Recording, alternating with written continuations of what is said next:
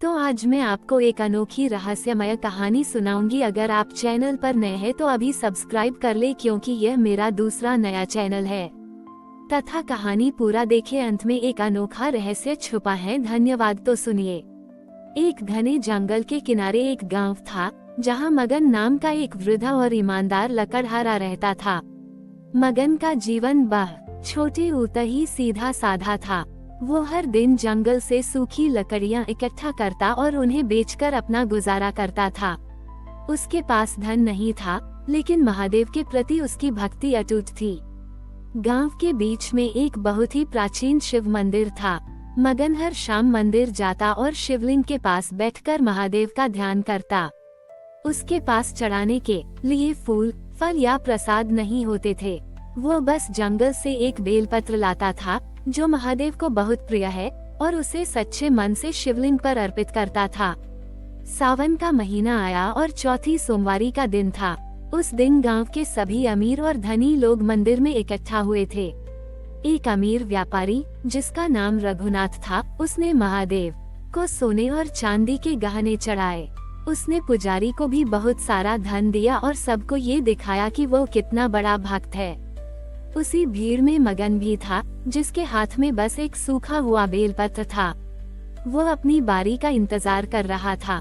जैसे ही रघुनाथ ने अपना चढ़ावा चढ़ाया, एक जोरदार हवा का झोंका आया और रघुनाथ के सारे गहने शिवलिंग से गिरकर बिखर गए। ये देखकर रघुनाथ बहुत हैरान हुआ। उसने सोचा कि महादेव उससे नाराज हैं। तभी मगन ने आगे बढ़कर अपना सूखा हुआ बेलपत्र शिवलिंग पर अर्पित किया।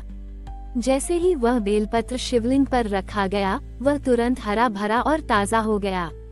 बेलपत्र से एक दिव्य सुगंध निकली और पूरे मंदिर में फैल गई। ये देखकर सब लोग दंग रह गए। तभी एक अदृश्य आवाज ने कहा, रघुनाथ, तुम्हारा चढ़ावा अहंकार से भरा था, इसलिए वह स्वीकार नहीं हुआ।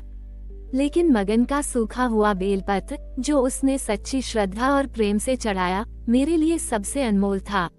मैं धन का नहीं, बल्कि भक्ति और प्रेम का भूखा हूँ। रघुनाथ को अपनी गलती का एहसास हुआ। उसने मगन के चरणों में गिरकर माफी मांगी और उससे कहा, आपने मुझे सच्ची भक्ति का अर्थ सिखाया है। आज से मैं भी दिखावे की नहीं, बल्कि सच्चे मन की पूजा करूँगा। उस दिन के बाद रघुनाथ ने अपनी संपत्ति का उपयोग गांव के गरीबों की मदद के लिए करना शुरू कर दिया। उसने मगन के लिए एक घर बनवाया और उसकी सारी जरूरतें पूरी की। मगन ने रघुनाथ को गले लगाया और उसे अपना दोस्त मान लिया। इस तरह सावन की आखिरी सोमवारी ने ये साबित कर दिया कि सच्ची भक्ति दिल की सादगी और प्रेम में है, न कि धन और दिखावे में। महादेव के चमत्कार और मगन की सच्ची भक्ति ने रघुनाथ का हृदय पूरी तरह बदल दिया था। उसने अपनी लालच और अहंकार को त्याग दिया और मगन से सच्चा मित्र बन गया।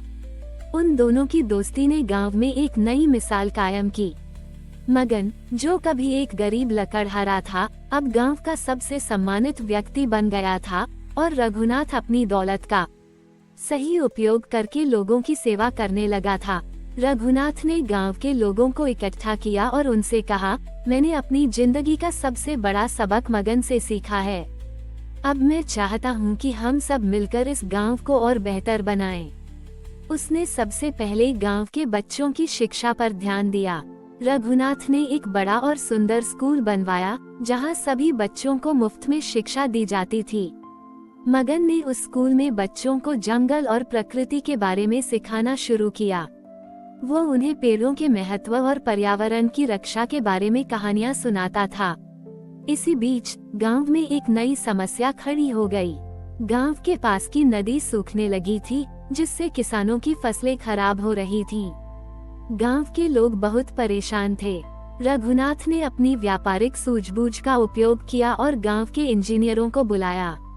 उसने गांव वालों को समझाया कि हमें नदी से पानी को गांव तक लाने के लिए एक नहर बनानी होगी। ये काम बहुत बड़ा था, लेकिन रघुनाथ ने अपनी पूरी संपत्ति इस काम में लगा दी। मगन ने भी गांव के सभी युवाओं को इकट्ठा किया और उन्हें बताया कि हम सब मिलकर यह काम कर सकते हैं। उसकी प्रेरणा से गांव के सभी लोग, चाहे वह किसान हो या व्यापारी, सबने मिलकर काम करना शुरू किया। कुछ ही महीनों में गांव में एक सुंदर और लंबी नहर बन गई। जब नहर में पानी आया तो पूरे गांव में खुशी की लहर दौड़ गई।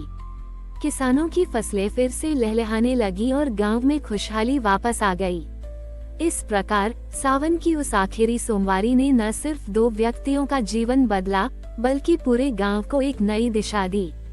मगन की भक्ति और रघुनाथ की उदारता ने ये साबित कर दिया कि सच्चा धन संपत्ति में नहीं, बल्कि अच्छे कर्मों और सच्ची दोस्ती में होता है। मगन की भक्ति और रघुनाथ की उदारता ने गांव में एक नई चेतना जगा दी थी। नहर बनने के बाद गांव में पानी की समस्या खत्म हो गई थी और फसलें इतनी अच्छी हुई कि गांव के किसानों ने अपनी उपज शहर के बड़े बाजारों में बेचना शुरू कर दिया। इस सफलता से प्रेरित होकर रघुनाथ ने एक बड़ा कदम उठाने का फैसला किया। उसने गांव के सभी किसानों को इकट्ठा किया और कहा, अगर हम अपनी उपज को सीधे शहर के बाजारों में बेचें तो हमें ज्यादा मुनाफा होगा। मैं गांव में एक बड़ा कोल्ड स्टोरेज शीतगृह बनवाऊंगा ताकि हमारी फसलें खराब न हों। रघुनाथ की योजना सुनकर सभी किसान बहुत खुश हुए। उन्होंने मिलकर काम किया और कुछ ही महीनों में एक आधुनिक कोल्ड स्टोरेज बनकर तैयार हो गया। मगन ने अपनी सादगी और ज्ञान से सभी किसानों को समझाया कि कैसे वे अपनी उपज को बेहतर तरीके से उगा सकते हैं। गांव में अब सिर्फ खेती नहीं, बल्कि कला और शिक्षा का भी विकास हो रहा था।